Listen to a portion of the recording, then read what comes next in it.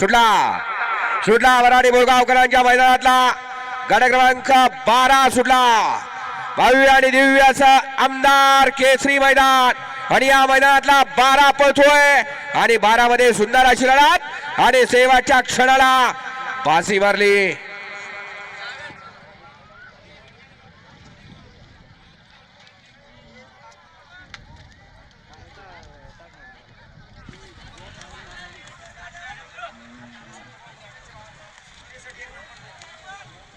गट क्रमांक 12 चा निकाल.